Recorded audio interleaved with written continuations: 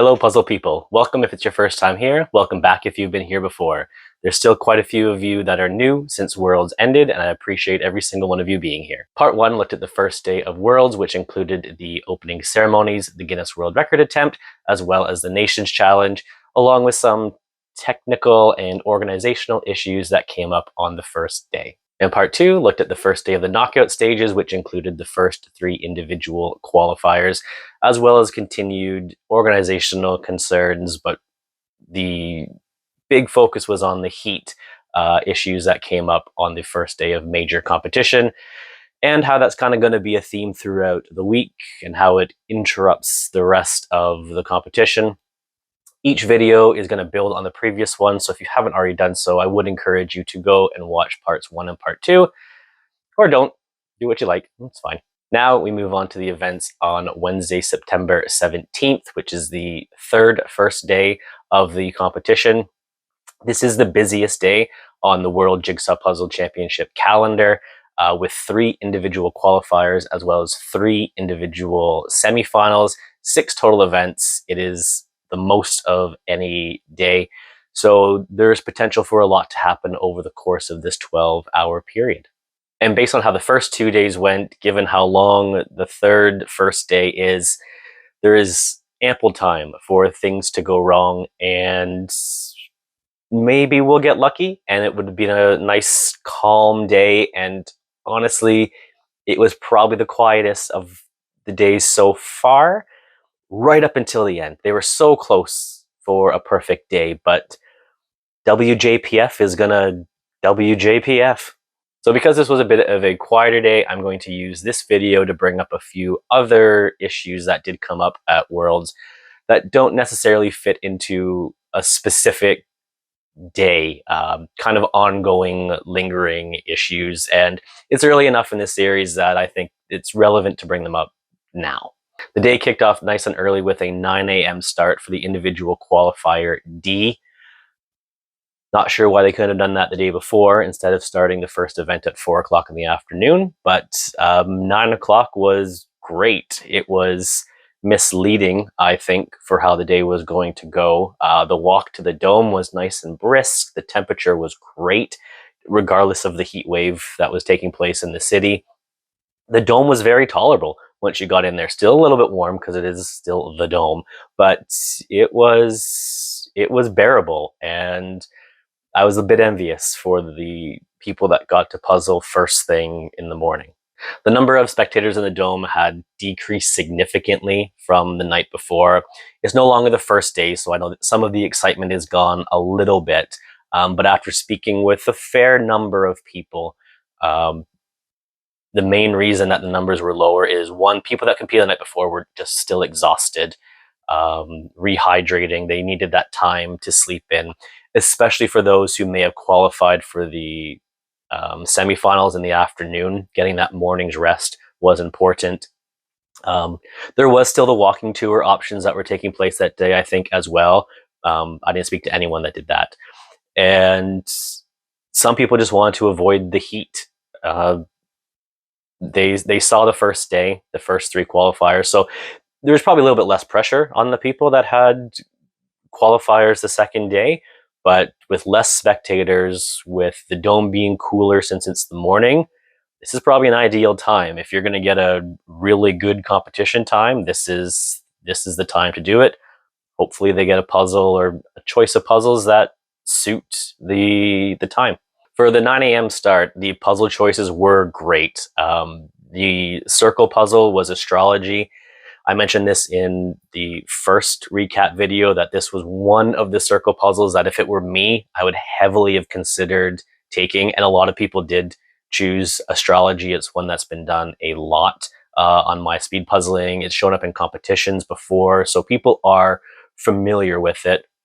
The other option was Excalibur Forest, which has also showed up in a previous competition, which is important in a second. It is a tricky one, but if you've done it before and you're good at kind of memorizing where things go in puzzles you've already done, this could be a good option for you. My time difference between these two is not huge. I would have struggled with my choice for this round. There was a fairly even split between what people chose for the puzzle. For the first time, a circle of color puzzle finished in first place, and that was Caitlin from Australia with a time of 37:14. Go back and watch the live streams of that one. Her reaction to finding out that she was first is very wholesome. Those are the good moments to take away from the World Championships, despite everything that goes wrong. And as we progress into the semifinals and the final rounds, when I get to those videos, it does start to turn more towards the people and the competitors having these little moments in time where it does kind of make the rest of the week worth it. But yeah, go back and watch that video. Really, any of the videos where people find out that they win their rounds, those are the best moments of the week.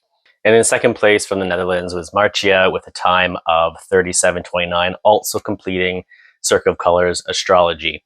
Then things become a little bit more predictable with third place Franziska, fourth place Nina, and fifth place Katarina, all from Germany, finishing Excalibur Forest. And the fact they're all from Germany is important. This puzzle is not a new release, as none of the qualifier puzzles are. They've been out for at least a year, if not longer. This was the team's final puzzle in the 2025 German national competition.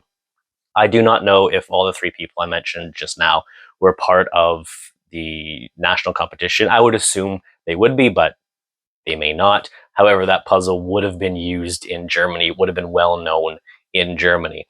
So the result is not all that surprising. And this is going to bring me into my first issue within this video on how certain things are organized at the World Championships, and missed opportunities as well. That's key. Missed opportunities for the WJPF as well as Ravensburger in general. The World Jigsaw Puzzle Championship is the largest, probably most well-known puzzling event in the world every single year. It's hosted in Europe so far each year, not too far away from Germany. Ravensburger is the sponsor for the puzzles every single year. We know when it's going to be held, essentially, every single year. There's a year build up to it. Thousands of people attend the event. Tens of thousands, if not hundreds of thousands of views are done through the live streams each year as well. And they're looked at even after the event is done. The puzzles that sell from these events are always in demand globally. There's a huge missed opportunity here, and I do not understand why every single round, including the qualifiers, are not unreleased puzzles. The fact that Germany had third, fourth, and fifth with the exact puzzle that showed up in their round kind of highlights how this can be an issue. Now, as a Canadian, it's not because I'm bitter that we do not have the same access to a lot of the puzzles. Even though Ravensburger North America exists, they do tend to forget the North part of their name and focus very heavily on just the America aspect. But last year for the Canadian, this year for the Canadian 2025 Nationals, Ravensburger North America did do something specifically for Canada. For our Nationals, we had 9 rounds, so 3 individual rounds, 3 pairs rounds, and 3 teams rounds, 9 total puzzles. We had 9 unreleased puzzles provided for us. Of those 9, 2 of them were stock images, but still unreleased from Ravensburger, and the other 7 were all done by Canadian artists specifically for this event, and became incredibly popular puzzles within Canada, within the States, and within the puzzle community globally in Europe, Australia, New Zealand, South America, everywhere. So the demand's going to be there, even from a nationals like Canada. If you provide good puzzles, people are going to buy them. And Canadian puzzles from our nationals have been in the World Championships before. In 2024, Paris Postcard showed up, which was in our nationals. Now that was an accident and other issues went into it, but it was still at our nationals and reappeared at Worlds. Our individual final puzzle, Hello Vinyl, it showed up in a qualifying round at Worlds as well. So it does happen.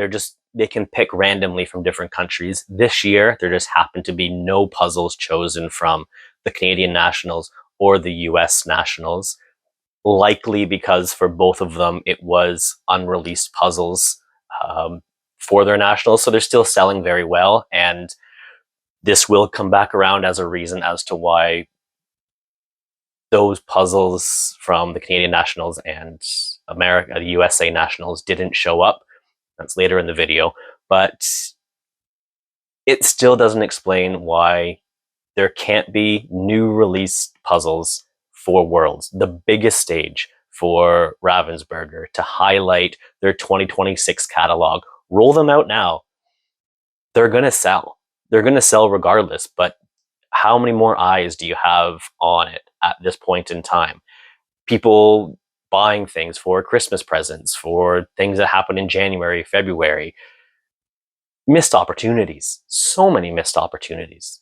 So the effort from Ravensburger can clearly go into creating new designs for this. They already have brand new puzzles for all the the semifinal rounds and the final rounds. So in addition to that, if we take away the nonsense choose between two puzzles, which again, we know why they did that now, but that would include for this year 6 more puzzles for the individual qualifiers. You would need 4 more puzzles for the pairs qualifiers. And if you stop giving the team option as well, for choose 2 between 4, that would be another 8 puzzles. So that is 18 more puzzles they would need to come up with. Okay, if you can do 9 for Canada, this is a bigger market. It's a bigger platform, 18 more new puzzles, and just pick an artist from each different country. Make it as world focused as possible. It's not hard to do this. Now, I'm not a marketing genius or anything, despite my master's in marketing and my experience in marketing. Not a marketing genius, but it doesn't take tons of evidence. I don't know. The demand is there. You're not going to run out of demand. And yes, Ravensburger is doing a great job. They're in business for a long time, and they'll be in business for a long time, probably long after I stop doing things like this. But it would be so easy. I do have other suggestions as well. That's for a later video on what they could potentially do. But reusing puzzles from previous competitions, national competitions, previous Worlds competitions, which did come up as well this year. I don't know what you're doing. There's so many options. You have hundreds in those factories. Enough. Anyways, Qualifier D seems to go off without any notable issues or drama that takes place. So we're on to a good start for the day. I'm sure that's going to maintain perfectly as we go through. It does. The streak of essentially no real issues coming up continues into the individual qualifier E. This was the sneakiest puzzle choice, in my opinion, though. In this round, we still have a circle puzzle and still a rectangle puzzle, so that streak is continuing just fine. But instead of a circle of color puzzle, we have a puzzle called Feel from the Little Sun series. And this series is no joke. These are tough puzzles. They look like they should be fairly simple. They are not. And this was sneaky. Just to throws it in there. People aren't as familiar with these puzzles as they are Circle of Colors. There was some suspicion coming into Worlds that if there's circle puzzles, one from this series might show up, and it did. Like I said, these puzzles look much easier than they are. I know some people were tricked into choosing them over the other option, which was Scandinavian Idol, which looks much tougher. And as a message to all the puzzle image creator people out there, artists, designers, whatever they may be called, can we stop putting pink flowers and everything? Enough. We get it. Pink flower, they look nice. They're in the puzzles, but every puzzle seems to have pink flowers somewhere in there. Pick a different color, or no flowers would be perfect, but enough with the pink flowers. Anyways, I would have struggled with this choice as well, even though I know for a fact that that circle series is tough. I have not done any from that series. Those puzzles are incredibly hard to get in Canada. It was fun being a spectator on the side for this one, though, as there were a number of people trying to communicate to others in this round, especially those who may not have been as up to date with different types of puzzles or not as serious in the speed puzzling world, trying to be told from friends and family off to the side not to choose the circle puzzle, but still choosing the circle puzzle. The temptation for some was just too much. Again, you get to take both puzzles home. So if it looks nice, it doesn't mean you have to do that one. Keep in mind, we do not pick the pretty puzzles. You pick the puzzle that is best for you in this scenario. And yes, it sounds ridiculous as I'm giving advice, considering I chose the wrong puzzle in my round, but I've learned I will not make that wrong decision again until the next time I have the opportunity to make the wrong decision, and then yes, I will make the wrong decision. But don't pick the pretty puzzle. Not many that picked the circle in this round moved on. This is very similar to the New York postcard round, where maybe one or two that didn't pick the New York postcard moved on. Same in this case. It might have been 2 or 3 from this round. It was definitely far down the list, but when the first person finished, and I do believe it was actually a Canadian that was the first person to finish the circle puzzle and move on, and they finished mid-pack, so there wasn't too many after him. Yeah, not a great puzzle to do. And because of the puzzle that showed up in this round, this is going to bring me to my second issue that I had with when it came to the choice of puzzles for the qualifier rounds. While it was rumored in the first 2 days, it was then confirmed by a couple of insider sources, and anecdotally as well confirmed by the puzzle trading market. Many of these puzzles were no longer wanted. They've been out for a few years. They are no longer selling as well as they used to, and essentially Ravensburger wanted to get rid of this stock. This is an easy opportunity to do so. You could tell how often people wanted to trade certain puzzles away and which ones were really being asked for. The Qualifier D, Circle of Color puzzle Animals, that was probably one of the more popular ones because it's much tougher to get. But some of these puzzles that have shown up in numerous world national championships or previous world championships, Ravensburger was wiping out their stock. And honestly, that's a bit insulting to the people that care the most about puzzling and speed puzzling. This is what the offer was? Come on. Verena from Austria won this round with a time of 33.18.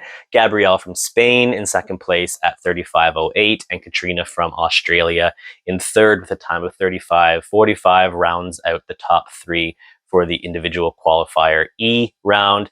All of them did Scandinavia because, of course. But yeah, congratulations to those 3 easily moving on to their semifinals. And as this round drags on and gets to the last few finishers, the dome is starting to heat up, and it is starting to heat up fast. We are now after the 12 o'clock mark, which is when that temperature is going to increase incredibly fast. The reprieve from the heat was very short-lived, and as the dome starts refilling with spectators that took some time to sleep in that morning, with the 2 rounds that have gone through and the body heat that people have been expelling, the scheduled start of 12:30 for Qualifier F it's going to be a hot one. And we already know what the temperature is going to be like, because on day 1, with the opening ceremonies, as well as the Guinness World Record attempt, right around the same time of day, and that was hot. This is going to be hot. Instead of a 12:30 start, we do have a bit of a significant delay, and we start 40 minutes later for the Qualifier F, to just after 1 o'clock p.m., so an even hotter time of the day. So things are not going well in terms of scheduling on this busy day. There is a bit of a break coming up, so they'll be able to catch up in time, but things aren't looking good for the remainder of the day. The heat is getting to people already. Wednesday is also the day they started trying to attempt to cool down the dome between rounds, which would have accounted maybe for some of the delay. Essentially having everybody leave the dome so they could set up the new puzzles. In theory, that sounds fine, but with the size of the dome, with how hot it was, having people go outside for 10 minutes and then come right back inside is not going to do anything. This will come up in the next recap video, as well, as they made more of an attempt later on in the week. But yeah, asking people to step outside for a couple minutes and then come right back in doesn't work. And clearly it didn't work, because it was just as hot. The final qualifier was also interesting when it came to puzzle choice. For the first time, the circle option was by far the most selected, and it was probably a lot of people's favorite puzzle of at least the qualifier puzzles over the course of the week. This was Circle of Colors Animals. Definitely a fan favorite. It also appeared to be the easiest of all the circle puzzles so far.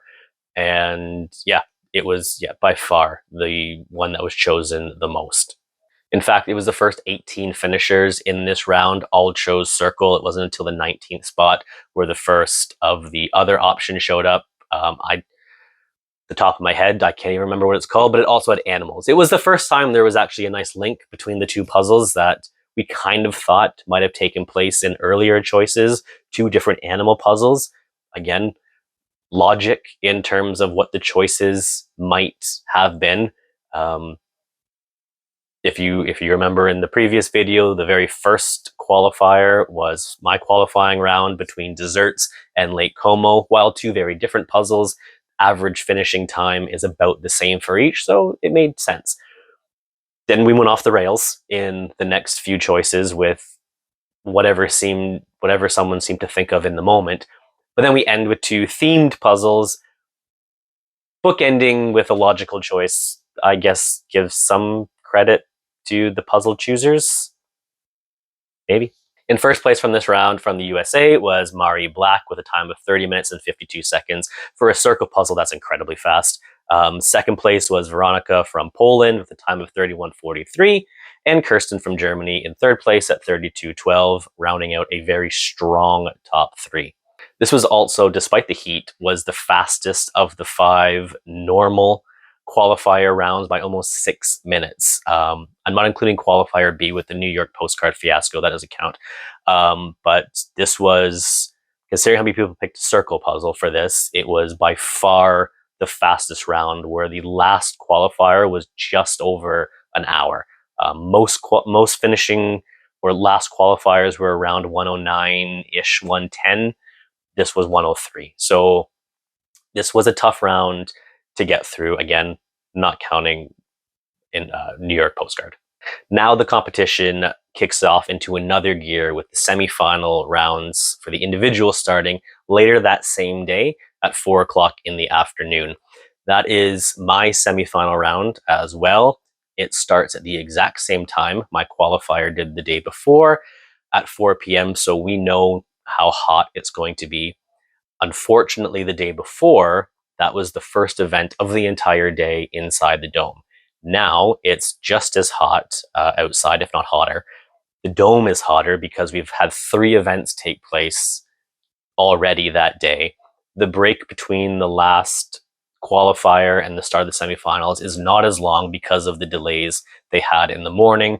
So it's not as though you can have people all leave for a solid 2 hours and maybe cool down that building a bit. There was not a lot of time to cross over between the two. So that dome is already very hot, and it's about to get a lot harder because the spectators are going to re-show up again, because now we're in the unreleased portion of the competition. These are new puzzles. The demand for the puzzles is going to be high. People want to buy them straight away. There's going to be more people there, and conveniently, they haven't, or unconveniently, they have still not set up the outside spectator jumbotron.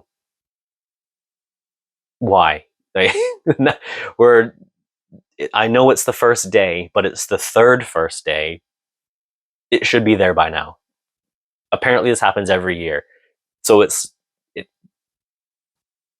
their first time. It's their first time running the entire competition at this point, as far as I'm concerned. If you keep making the same error year after year after year, just say it's your first time running it, because there's a demand. There's clearly, how is that not up the very first day? It makes absolutely no sense to me. Put the jumbotron up outside, let people not cram into the dome. Now, there's a little bit of a twist, because it seems as though on this Wednesday, there appears to be some sort of cooling system brought in. They've realized that on the first day, the heat is pretty warm. I think I've mentioned it. And the air conditioning is not really doing its job. So coolers are being brought in. Unfortunately, on the Wednesday, they were mostly decorative, so not ideal.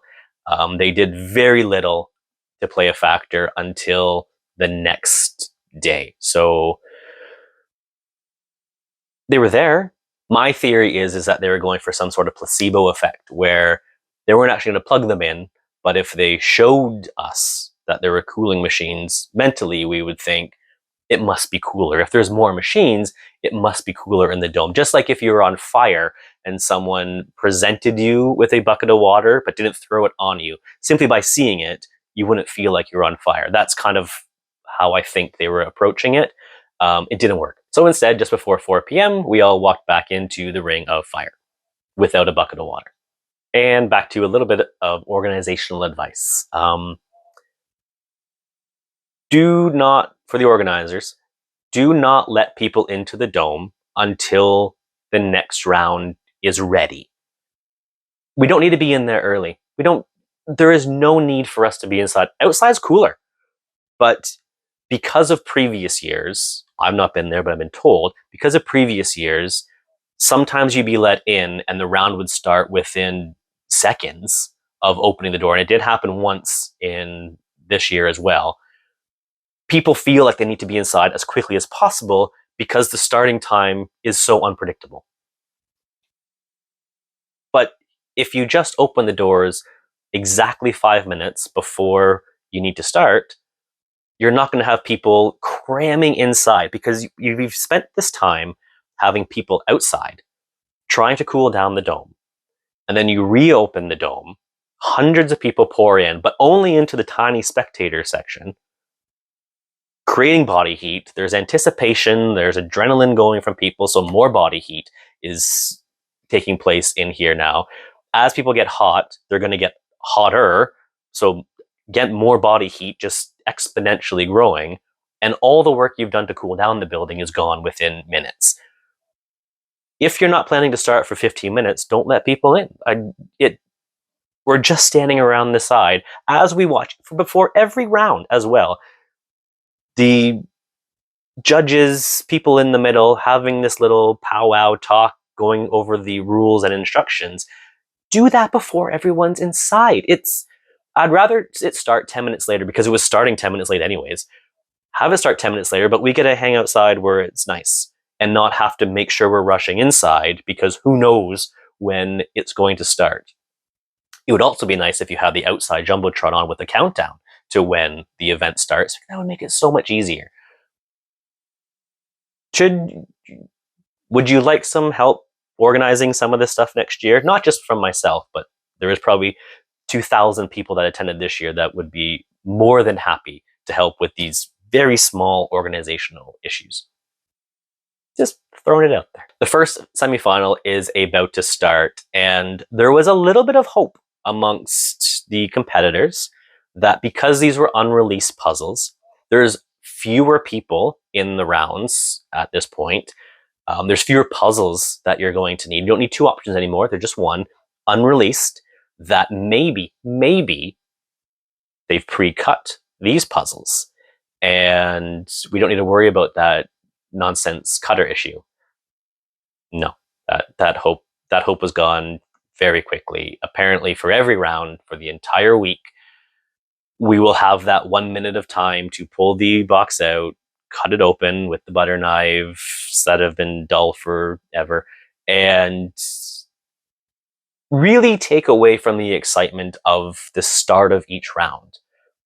Part of a speed puzzle competition is not knowing what that puzzle is and ripping open that puzzle bag, seeing the image for the first time, putting that box on the box top holder or whatever it is that you do with it, opening the puzzle bag and spreading around the pieces and trying to decide in those moments what you're looking for. What's the first plan going to be? What's my backup plan going to be when the first plan may or may not work? And all that goes away when you have this minute of preparation beforehand, of which some people get more time to prepare if they're better with that little cutter tool or if they have a slightly better cutter tool. One of mine did break in one, it was a Teams event that'll come up later on, but my cutter tool broke. That caused issues. The excitement of the rounds disappears. And who I feel the most sorry for in this case, in addition to the competitors, obviously, is the commentators. If you've watched the previous year's live streams where the puzzle is just open and they start it, commentators, especially a few of them, which we'll talk about in a future video, they're there for a long time during the day. It is not easy coming up with things to talk about on a live stream over the course of many events and many days as well.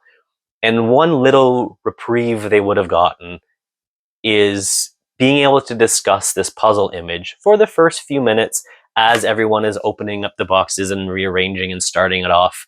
And they could kind of waste 4, 5, 6 minutes talking through this puzzle when the start of the round, which is kind of the most boring, because everyone's just flipping and sorting, that was their chance. So the puzzle is revealed for the first semifinal, and it is Blossom Walk. This is not my ideal style of puzzle. And again, with the pink flowers, really just enough. I think I'm going to do a separate puzzle video later that goes through each of the new releases, so I won't get into it too much for these videos. But for this puzzle, if this is your style, if you're very organized, you can get through it pretty quickly. And when Victor finishes in first place under 30 minutes with the time of 29:51, I know I'm in trouble. Yeah, Victor's incredibly fast, but this is the semifinals. The next finishers are going to start coming in quick. And they do. In second place is Maya from Germany at 32:43, and Yana coming in from the Czech Republic in third place. And from then on, people are finishing within every 5 to 10 seconds on average. Sometimes a bit less, sometimes a bit more. But only the top 60 people move on, and it is person after person after person finishing this puzzle, and I am not liking my odds. The 60th spot goes to Selma from Sweden with a time of 47 minutes and 36 seconds. I missed the cut by 67 seconds, which is not very long, but it's also a long time in a semifinal speed round. There are people that missed it by less than me. I came in 66th spot, so 6 spots away. Heartbreaking for me, not just because It's just over a minute away, so close. Not just because I know where I made my mistakes that cost me those 67 seconds, but it's worse on how I found out that I wasn't going to the semifinals. And we knew it was coming. We knew this was going to come up in one of these videos. Now is probably the best time to do it, but fix the damn website. First, it is well known that the WJPF website becomes overrun with traffic during the World Jigsaw Puzzle Championships, not just from competitors, but from family, friends, fans, companies around the world trying to see what is happening, checking people's times, seeing if people qualified. There's so much traffic being pumped into this website that, yeah, there's going to be issues, but we know the issues are coming up, so fix them. Suggestion 1 on how to do that. They look fine during the normal part of the year when the World Jigsaw Puzzle Championship isn't taking place, but during the championships, get rid of the nonsense video that loads every single time you're at the homepage. There's other multimedia stuff running throughout the website as well, slowing everything down to a crawl. Minimize the content. It is website management 101. Do that stuff at later times. Nobody is logging into the website for the first time during this, so get rid of it. Second, the WJPF, or at least one person within the WJPF, decided to sell every single available line on that website that wasn't being used for something else for ad space. And the website, especially on mobile devices, was essentially inaccessible for a few months leading up to the championship, and definitely throughout the championships. It got so bad that many phones, including my own, just said, no, you can't access this website. There was alerts that there was malware issues, there was virus potential issues on it, because it was just all ads. The whole thing on there was ads, and they would load at different paces, so you'd probably end up clicking on one by accident. I'm glad my phone just said no. I could still use my laptop, which has a whole lot more ad blockers and stuff on there, but we know what you're doing. And what is interesting as I prepare for this video, for the first time since I left Spain a week and a half ago, or almost 2 weeks actually, since I was able to last log into or access the World Jigsaw Puzzle website on my phone. I've only been using my laptop since then.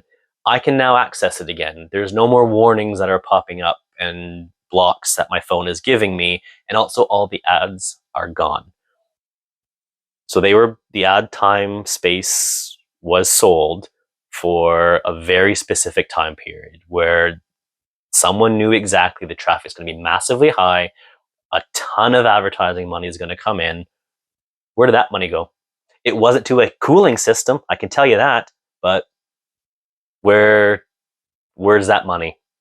And lastly, to return to the reason for the heartbreak of me missing the semifinals, I didn't find out I didn't make it for the longest time. This was when I could still access the website. No, I think my phone had blocked me at this point from accessing it already.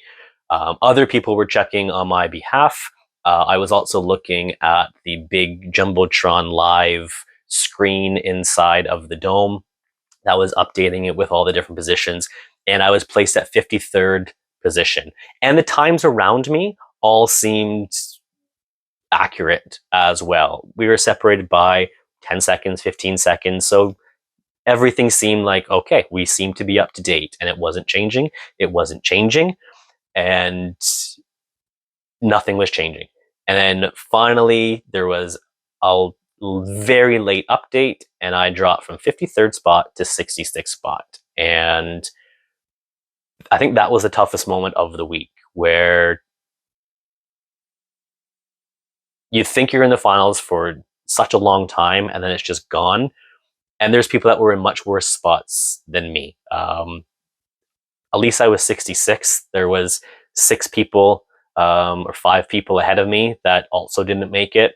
Being someone, say it was in my round and that person went from 50th to 61st, that would have been even more tough. So there's no, if you can't update the live results live, just don't do it. Wait until you have 70, the first 70 finalized, or the first 80, or the first 100 finishers, then upload. The live results, you're not doing it. It's awful. And people can only drop in spots as well. No one's been put on there at 61st spot and then suddenly they're up to 52. That's never happened.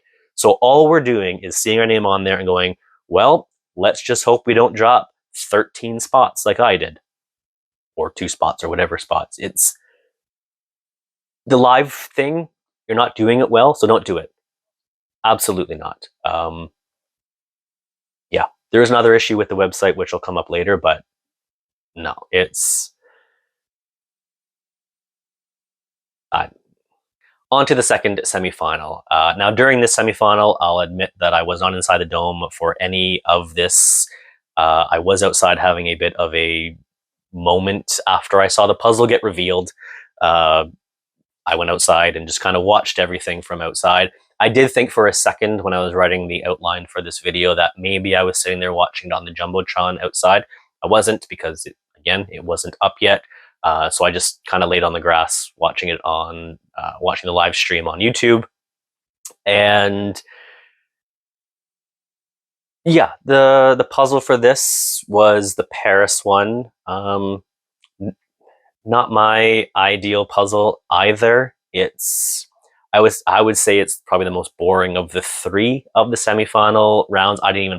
I was going to purchase all the unreleased puzzles. I didn't purchase this one. I'll borrow it from somebody. But unless you are someone that's good at a grind and good at a shape sort, this was a lot more challenging than it looked. And if you've done a lot of puzzles in general, but specifically a lot of Ravensburger puzzles, while there does look like to be distinct, clear, solid lines separating each part of the rainbow evenly, there isn't. And you could hear them talk about it on the live stream and puzzlers afterwards talking about it. That one corner, it was really tough to see any distinction between the lines. And if it's an unreleased puzzle on the biggest puzzling stage in the world, pick ones that have clear lines, I guess, to release the puzzles. Simple. First place in this round went to Katharina from Germany with a time of 34:39. Alejandro from Spain came in second with a time of 35:09. And Teresa from the Czech Republic in third at 37:52 rounds out the top 3. And with the exception of one person, everyone who was under an hour for this puzzle qualified for the next round. A much slower semifinal than A, where you had to be essentially 47 minutes or faster. This was, if you were 59 something and under, you were through a 12-minute difference.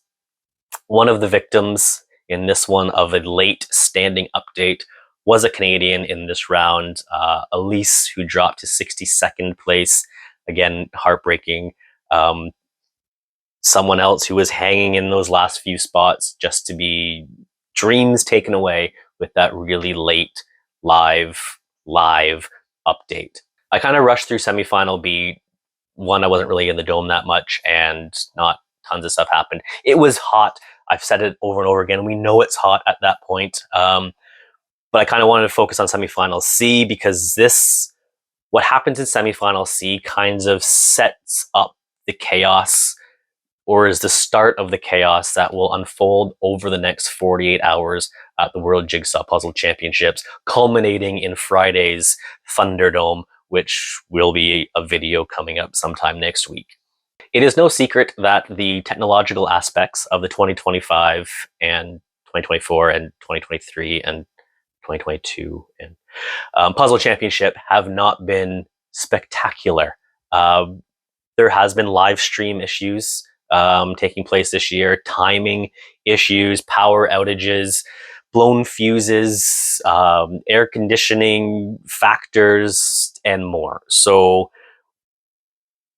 why not add a flying drone overhead of everybody to kick off the last semifinal? Something we haven't done yet throughout the week in any other round, not during the other semifinals, not during the Nations Challenge, not during the qualifiers, where we can kind of test out these things a little bit.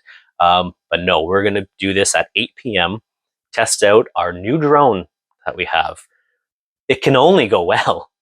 I was back inside for the start of this round, so I had my moment, we were fine. Back inside to cheer on the Canadians and other puzzlers in the last semifinal of the day. I had a feeling the puzzle was going to be really good as well, and I wanted to be inside for this one. But as I stood around the edge and the drone levitated up to the top of the dome, and they told everyone wave up at the drone above them, I said to the people with me, this drone is going to crash. It is definitely going to crash. You don't need to be Nostradamus in this moment to make that prediction. We could all see this. Of course this was going to happen. There is no way that drone is coming back to the ground in any normal fashion because nothing else has gone right. Why not have some sort of aerial assault begin in the middle of a puzzling round as well? Start dodging things falling from the sky with spinning blades. Just, yeah. Drone flying through in a chaotic environment. The only question was, who or what is it inevitably going to hit? And we're all hoping it is not a person. Really hoping that. Yeah. The puzzle for the round is revealed in the what is now standard non-dramatic unveiling into the minutes planning round that we now have. Drone still flying around. I love this puzzle. Cute Kawaii Chaos is probably my favorite puzzle of the weekend. I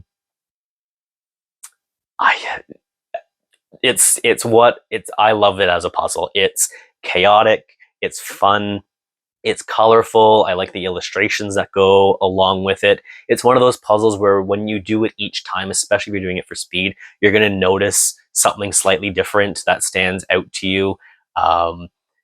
Strategy is very tough for this one. You have to be able to not really sort, but be able to find specific pieces amongst the 500 in front of you really quickly. I love it. I wish I was in this round and not Blossom Walk. But where's the puzzle? It's not even up here. It's my favorite puzzle of the weekend, and I didn't put it on the shelf. I don't know why. But it is... Love the puzzle. I cannot wait to put that together. Here it is. I know there's an image on the screen beside it as well, but everything in there is adorable. It's... Every time I look at the puzzle, because I've not done it yet, it's still sealed. Of course it's sealed because we know they're not cutting off the stickers. There's so many things taking place in here. I don't know why there's so many different toilet papers. That seems like a choice, but it's a fun puzzle. Can't wait to do it. Definitely within the next couple weeks, this one will be done for sure. But yes, that is my favorite style of puzzle. Again, I would have loved to be in this semifinal. Maybe I make it through. Who knows? But we all can't be that lucky, and too bad we can't predict puzzles like we can inevitably predict drone strikes. Here is a brief clip from the World Jigsaw Puzzle Championship live stream. Turn up the volume specifically for when the timer hits 4 minutes and 39 seconds. One spot and branching out in either direction. Yes. Yes. Whoa! Oh, we have some strange noises from the jumbotron. Everybody got a little jostled by that. Yeah. Yes, I have no idea what was that, but it's like. What was that noise that they mentioned in there? It wasn't the jumbotron. It was actually the drone flying into the jumbotron. And here is the version from the Spanish live stream. No. Veremos los estilos. Sí, pero por lo menos haces algo, porque el borde lo vas a identificar fácil. Entonces, ¡uy, el dron! ¡Uy, el dron! A tomar viento el dron. Estás en directo y no puedes decir tantas Sí, cosas. pero a tomar viento no ha quedado mal, ¿no? Sí, pero eso está a punto de decir. Es que A ver, señores, un poquito de por favor. Estamos en un set serio. ahí el dron, pero si es que no lo pone en bandeja Alfonso, le he dicho, ¿tienes el carnet de dronista? No tronista, sino dronista. Y claro, pasa Vamos lo a que dejarlo pasa. ahí. Estamos en este pequeño caos y Así. aquí todo contribuye al pequeño Lindo caos. caos. This is what it loosely translates to as well. I'll pause for you to read. Here's the noise from a competitor's recording who was a couple, few rows back in the dome. So unlike the commentators who are pretty close to the Jumbotron, this person was, I think, 5 rows into the dome, and this is what they heard from their table.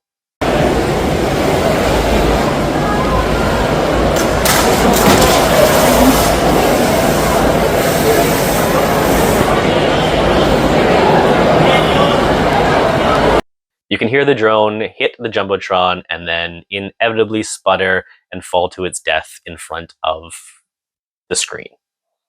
This was honestly best case scenario. I mean, absolute best case scenario would have been for the drone to land properly, but we all knew that was never going to happen.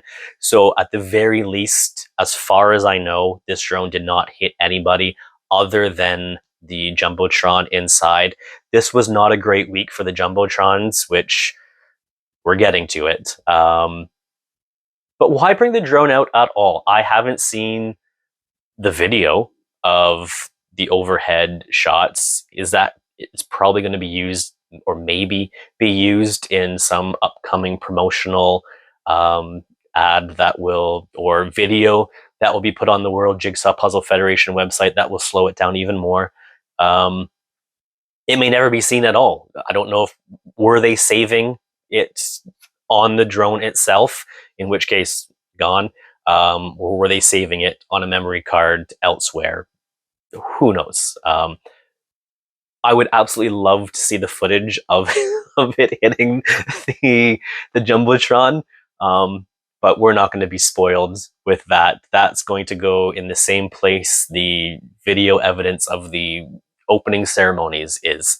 That is gone. And was that it for the aerial assaults of the day? No. Luckily, there was no more machinery involved falling from the sky. Instead, it was the sky itself that, so to speak, that would change instead.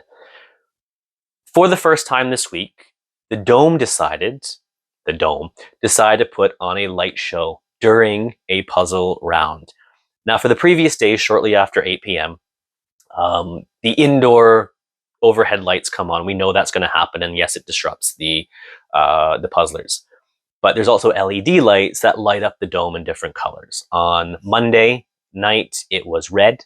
On Tuesday night, I believe it was green. But on Wednesday, we were privileged enough for our own little dome disco snail to start a light show in the middle of Qualifier, the third semifinal. And with a puzzle that is just a whole bunch of different colors. That's not great, as all the lights are changing from red to green to yellow to purple to orange back to red. Like Joseph's Technicolor Dreamcoat up above us in the sky. Not great. You can't really see it on the live stream, but standing there in person, you can look down at the tables going, what? That is not ideal. Most of the competitors weren't really sure what was going on because they're so focused. It is a semifinal. You don't really have the time to wonder what the lights are doing. But this happens every year. I spoke with people that have been here before and like, yeah, the lights change. Turn them off. Turn off the lights. We don't need the LED lights on, especially since we don't have the outside operational for the outside Jumbotron and everything else. Turn the lights off. for 45 minutes. Not for all night, turn them back on when we're done, but it's so easy to predict these things. So easy. The lights did eventually stop on orange, which, whatever. But it was just one more thing to add to what essentially is the 48 hours of chaos for the Dome and the participants, culminating in, as I said, Friday's Thunderdome. And that video is coming. Lost in all of this is congratulations to Emma from the USA, who finished first with a time of 34:05, despite everything going on around in that dome, which is nothing again compared to what's coming. Veronica from Poland finishing in second place with 35:30, and Tamar from the Netherlands in third place at 36:31. But if you're taking notes on how to practice at home for pressure situations, consider someone throwing things at walls around you and having a strobe light somewhere in the corner, because that apparently can happen. The victim in this round of the late website update, which I guess is better than being a victim of a drone strike, is another Canadian, which is Danielle, who missed the cut by 1 spot. And yeah, 6 spots was bad for me, 2 spots for Elise in the round after that, but 1 spot, she deserved to go through, and that's tough. But the fact it seems to be Canadians each time, suspicious. So on a day with heat issues, drone strikes, light shows, we can only hope that the next day when the pairs events kick off, that everything goes well. Again, we don't need to be Nostradamus to know that that just isn't going to be the case. That is it for this video. The weekly recap videos will continue after the weekend, so plenty of time to catch up. Tell other people. I know some of you have been sharing these videos. Please keep doing that. Love it. Leave some comments. Let me know if you've experienced or thought the same things. Again, if you think I'm going to miss something, especially in the pairs and teams events, I'll have some time to add things in, hopefully before those videos are released next week. Re-record a few things, but please, the more that I get to talk about on here, the better. If you have any photos or videos, especially from the pairs days and especially from the first teams day, please send those through to me to include in these videos. You can message me directly on my Instagram, which is @canadampuzzle, same as this YouTube channel. Speed Puzzling 101 lessons will be returning very soon. I recorded a new one today, and hopefully that will be released on this upcoming weekend, along with the newest puzzle chat episode with another speed puzzler, Canadian, who did not attend Worlds, but has some great stories to tell, and I'm very excited to release that video. That is it for today. Make sure you click subscribe if you've enjoyed these videos. Click like if you enjoyed watching the videos. Leave a comment for me as well. And that is it. So until next time, as always, happy puzzling. Bye.